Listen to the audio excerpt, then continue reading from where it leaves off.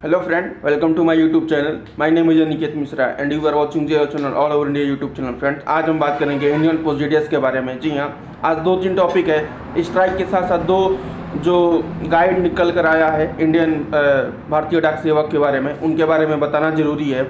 और एक आखिरी नोटिस निकल कर आया है, स्ट्राइक से रिलेटेड है। और एक जीडीएस से वेलफेयर डेवलपमेंट प्रोग्राम के बारे में है। और दूसरा टॉपिक जो है वो जीडीएस आरपीएलआई और पीएलआई का जो 2023 से और 24 तक का जो डेट है वो फिक्स हो गया है कि कब आरपीएलआई और पीएलआई का टारगेट आएगा और ग्रामीण डाक सेवक कम्युनिटी वेलफेयर प्रोग्राम ये क्या कब आयोजन किया जाएगा। जैसे कि इन सब चीज़ों पे टॉपिक पे बात करेंगे और बात करेंगे कि जो आखिरी नोटिस आया है स्ट्राइक को लेकर, आखिर उसमें क्या लिखा हुआ है, वो किसके लिए है। और फिर बात करेंगे कि ओल्ड पेंशन स्कीम कहाँ तक अभी सही है, क्या इसको अभी डिमांड करना चाहिए फ़िलहाल अभी के टाइम, या केवल हमें स्ट्राइक पर ध्यान देना चाहिए। तो ये सारे टॉपिक आज बात करेंगे। और आई होप आप सभी को कहीं ना कहीं इस टॉपिक से रिलेटेड जितने भी इंफॉर्मेशन बताया जा रहा है शायद आपको भी इसमें कहीं ना कहीं सहयोग देना पड़ेगा, तभी जाकर कुछ हो सकता है। तो आइए शुरू करते हैं। तो जो पहला notice GDS community development welfare program के लिए निकल कर आया जा रहा है, जिसमें कि आप लोग जानते हैं कि कभी कभी कैंपस लगता है, मेला लगता है जीडीएस का, जिसमें खाते खुलते हैं, चाहे वो सुकन्या समृद्धि योजना हो गया, चाहे किसी प्रकार का खाता हो गया। तो वो जो मेला लगता है और अभी के टाइम इस समय कब लगेगा, किस डेट में लगेगा, तो इसके बारे में नोटिस आया था कि जीडीएस वेलफेयर प्रोग्राम के तहत कब हर गांव में विजिट करना पड़ेगा, या जो एससीटी में है वो कब विजिट करना पड़ेगा। तो इसके बारे में है। और दूसरा है कि जैसे जीडीएस पीएलआई और आरपीएलआई 2023 और 2024 में डेट कब आएगा। जैसे कि 23 और 24 के बीच में इसका डेट फिक्स कर दिया गया है कि महीने या 2 महीने के लास्ट में या शुरू में इस डेट को आपको पीएलआई इतना करना है, इतना प्रीमियम होना चाहिए, या आरपीएलआई इतना है, प्रीमियम इतना करना चाहिए। तो उसका डेट आ चुका है। तो ये था दो जीडीएस से रिलेटेड। और बात करते हैं कि जो एक आखिरी नोटिस आया हुआ है स्ट्राइक को लेकर यूनियन के पास, उसमें यही लिखा गया है कि अब फाइनल हो गया है कि 12 दिसंबर 2030 के बाद स्ट्राइक होना सुनिश्चित है। उसमें आखिरी नोटिस में यही मेंशन किया गया है कि 12 दिसंबर के बाद अब ये इंडेफिनिट टाइम तक स्ट्राइक चलेगा और तब तक चलेगा जब तक कि हमारी सारी मांगें पूरी ना हो सके। सारी मांगें से रिलेटेड ये है कि अगर मैं फिर बोल रहा हूँ, अगर हम केवल रूल 3A के ऊपर फोकस रखें तो शायद हमारे लिए बेस्ट चांस रहेगा कि शायद हमारी सरकार हमारी बात मान ले।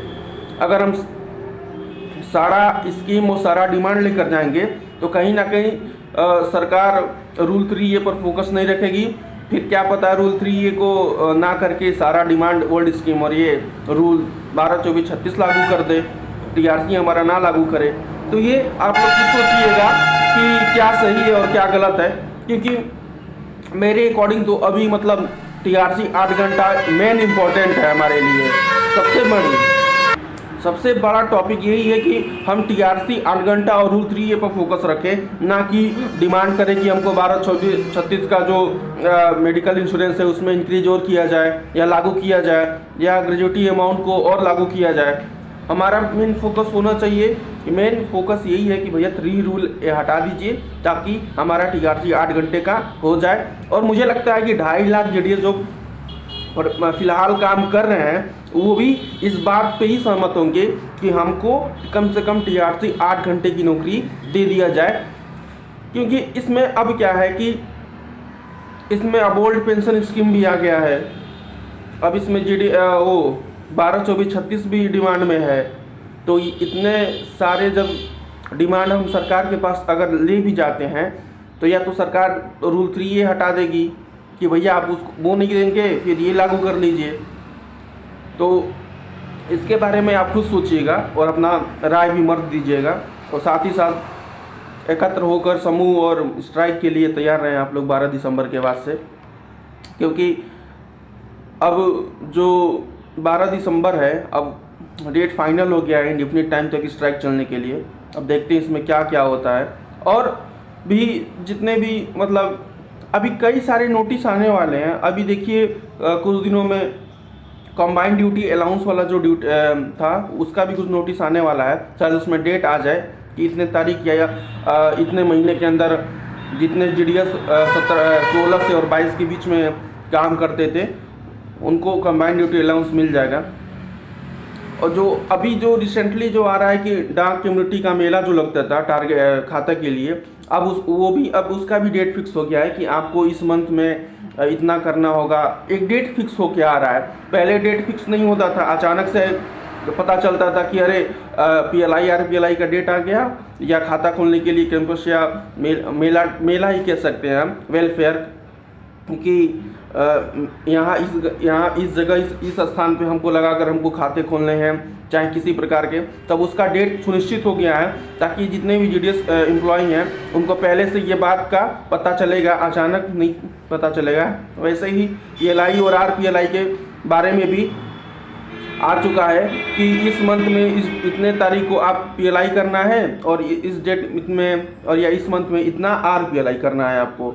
तो ये था 2-3 स्कीमें। और जो नोटिस आ गई है आखिरी वाली ग्रामीण डाक सेवक स्ट्राइक इंडेफिनिट वाली, जो वो 12 के बाद से तो लगभग कन्फर्म ही है लगभग। अब देखते हैं कि इस स्ट्राइक से क्या सरकार को कुछ फ़र्क पड़ता है या नहीं, या क्योंकि बहुत सारे लोग बोलते हैं कि बहुत सालों से ये स्ट्राइक होता आ रहा है और ये सही बात भी है, इसमें कहीं ना कहीं सच्चाई भी है, क्योंकि बहुत सालों से स्ट्राइक चली आ रही है लेकिन कुछ खास मतलब इसका बेनिफिट नहीं उठा पाए हम लोग। लेकिन शायद इस बार कुछ हो जाए, ये उम्मीद करते हैं कि इस बार कुछ हो जाए। और जितने भी मतलब डिमांड है, मैं फिर बोलना चाहूँगा कि जितना डिमांड किया जा रहा है अभी फ़िलहाल, क्योंकि देखिए सरकार के भी सामने बहुत बड़ी चुनौती है। सरकार केवल हमारे विभाग में या हमारे डिपार्टमेंट में ही नहीं काम करती है, क्योंकि उसको सबको देखना है।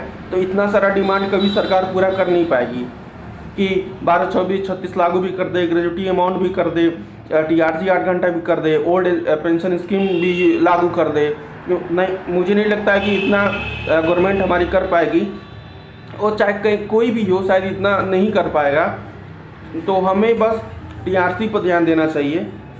हमारे जो यूनियन लीडर हैं उनका मेन टॉपिक जो है वो TRC का ही होना चाहिए, या रूल 3 ये हटा दें। रूल 3 हटा देंगे तो ऐसे TRC 8 घंटा लग जाएगा। तो रूल 3 ये पर ही सारा मेन फोकस रखें, सरकार के सामने हमारी बातें रखें, क्योंकि वर्कलोड अब कहीं ना कहीं ज़्यादा हो गया है। जितने भी अभी नए बच्चे काम कर रहे हैं या पुराने जो लोग हैं वो काम कर रहे हैं, उनको पता होगा कि पहले कैसे काम होता था, अब क्या काम हो रहा है। तो पहले के मुताबिक काम डबल हो गया है जब से टेक्नोलॉजी और आया है, दर्पण फ़ोन आया है। इन सब मामलों में बहुत सारी स्कीमें जो हैं आ रही हैं अब, और पोस्ट ऑफिस का ग्रोथ भी किया जा रहा है अब। तो साथ साथ ग्रोथ के साथ साथ हमारा भी ग्रोथ हो जाए तो अच्छा ही रहेगा। जैसे कि TRC रूल 3 हटाकर को हटाकर अगर कर दिया जाए तो आई थिंक तब सारे प्रॉब्लम जो है वो सॉल्व हो जाएगा। किसी को ना 12, 24, 36 की परवाह है, ना किसी की ग्रेजुएटी की, क्योंकि हमारा सबसे जो प्रेजेंट टाइम में जो हमारी डिमांड है वो रूल 3 ही है। और अगर ये हो जाए तो हमारे लिए बहुत सही होगी। लेकिन देखिए क्या होता है क्या नहीं होता है, कि इस बार का स्ट्राइक भी ऐसे ही चला जाएगा, कुछ इसका रिजल्ट नहीं आएगा और फिर ऐसे ही हम लोग GDS में काम लगे रहेंगे। और 4th मेरिट लिस्ट देखिए कब तक आता है, और जो जितने भी GDS DV document verification pending में अभी बचे हुए हैं, तो मुझे लग रहा है कि वो पेंडिंग में ही रहेंगे, क्योंकि 12 दिसंबर से जो स्ट्राइक होने वाली है शायद इसका इफेक्ट भी पड़े DO ऑफिस में।